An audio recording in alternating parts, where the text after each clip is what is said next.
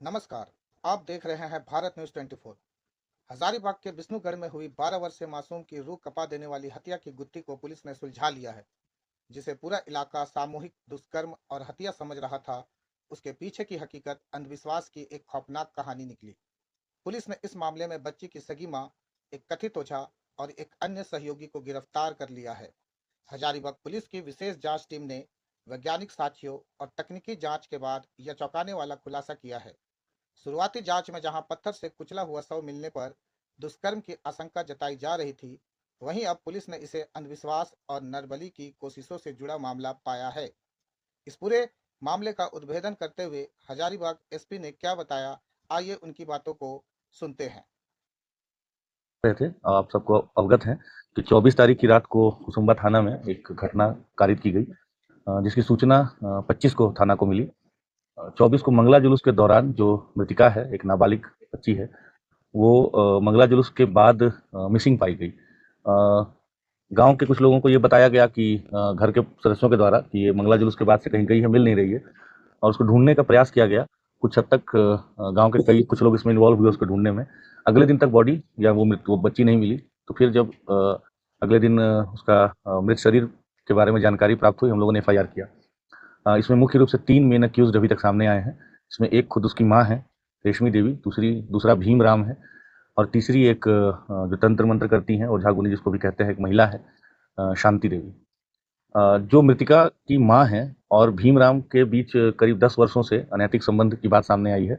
और उनके जो पति हैं वो महाराष्ट्र में कुछ रोजगार करते हैं और कम ही घर आना जाना होता है। मृतिका के जो बाकी भाई बहन हैं, वो भी उनको अपने पिता की नज़र से ही देखते हैं, और एक तरह से उस परिवार के ऊपर भीमराम का कंप्लीट होल्ड जैसा है।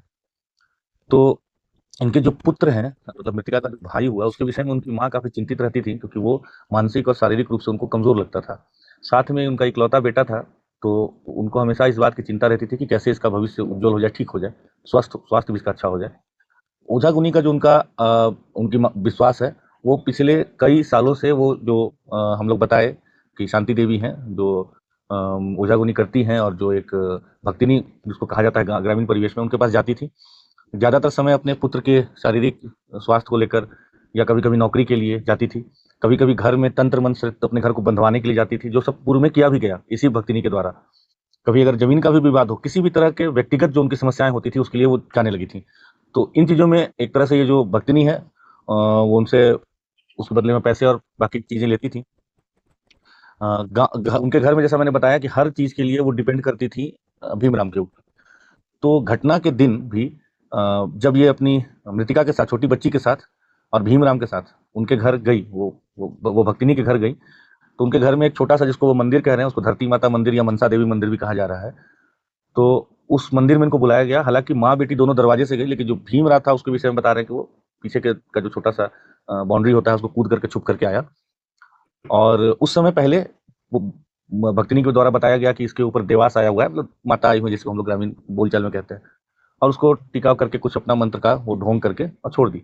बच्ची वापस से आकर के और जो मंगला जुलूस था उसमें पार्टिसिपेट करने लगी, और भक्तिनी के द्वारा बताया गया कि आप दोबारा से आइए, इसको लेके अच्छे मुहूर्त वगैरह के बारे में बताते हुए कि 9:30 बजे के 9 बजे के आसपास के बाद आना है। जब दोबारा से गए, तो और साथ में ये भी बताया गया कि जो हम आज करेंगे, इसका इलाज करेंगे, जो बलि हम देंगे, उसमें हमको एक मेल पुरुष का जरूरत पड़ेगा। तो मृतिका उनकी माँ इस काम के लिए भीमराम को दोबारा अपने साथ लेके गई, और मृतिका को भी लेके गई। उसको, बच्ची को पहले बताया गया कि उसको वहाँ बिठा करके, वो मंदिर में जो छोटा सा है, उसको मंदिर तो कहा जा रहा है जो भी, तो वहाँ पे बिठा करके उसको पूजा वूजा किया गया, टीका उका कुछ किया गया। उसको मुकुंदाना और इलायची वगैरह का प्रसाद खिलाया गया, और बोला गया कि तुम्हारे ऊपर कुछ दोष है, आज हम लोग जो उपचार कर रहे हैं, इससे तुम दोष मुक्त हो जाओगी। फिर इनकी मान्यता थी कि जो वहाँ बसवाड़ी है, जो हमारा, जहाँ से हमें शव बरामद हुआ बाद में, कि उसी बसवाड़ी में वहाँ के भूतों को बांध के रखते हैं। ये कह करके इसको वहाँ ले गए, और फिर वहाँ इसको लेटने के लिए कहा गया, और उसके बाद उसका भीमराम के द्वारा इसका गला दबा करके इसकी हत्या की गई। साथ ही उसको, जो उसको कॉलिंग स्टिक कहते हैं, उसकी मदद से, आप सब जानते हैं कि इंसर्शन किया गया ब्रूटली, और उसका सर फोड़ करके उसका खून लिया गया। तो ये सारी जो कृत्य हुआ है, इसमें हम लोगों के पास काफ़ी पुख्ता एविडेंस और जो सूचना भी प्राप्त हो रही थी, और एविडेंस भी हम लोगों को मिला। सबको हम लोगों ने अरेस्ट भी किया, और हम लोग इस केस को बहुत गंभीरता से ले रहे हैं। हम लोग पूरी तरह से प्रयास करेंगे कि इसको हम लोग स्पीडी ट्रायल में ले करके जल्द से जल्द मृतिका को हम लोग न्याय दिलाएं और कठोर से कठोर हम लोग उसको दंड दिलवाने का पूरा प्रयास करेंगे।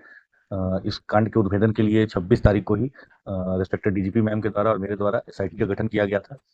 उस एसआईटी में शुभम थे जो प्रोफेशनल आईपीएस हैं, साथ में एसडीपीओ विष्णुगढ़ थे, इंस्पेक्टर विष्णुगढ़ थे, 2 प्रोफेशनल डीएसपीज थे, कई और अन्य पदाधिकारी भी थे। साथ में कई और अन्य पदाधिकारियों ने इसमें काफ़ी सक्रिय भूमिका निभाई। इसमें सदर एसडीपीओ अमित आनंद है, साथ में वरीय पदाधिकारियों का भी लगातार हम लोग को निर्देश मिला। तो इन सब के कारण हम लोगों ने इस कांड का उद्भेदन किया है। सभी लोगों की गिरफ्तारी कर ली गई है। जो विधि सम्मत सारे प्रोसेस हैं फॉलो किए गए हैं, आगे भी किए जाएंगे और इस विभत्स घटना का हम लोगों ने उद्भेदन किया। आप लोग जानते हैं कि घटना कारित होने के बाद ये भीमराम ही है जिसने कि इस घटना को कई तरह के कलर देने की कोशिश की। बार बार वो पुलिस को गुमराह करने के लिए, इन्वेस्टिगेटिव एजेंसी को गुमराह करने का प्रयास करता रहा। But finally on the basis of very good evidence हम लोगों ने तीनों को आज अरेस्ट किया है और स्टेटमेंट उनका नहीं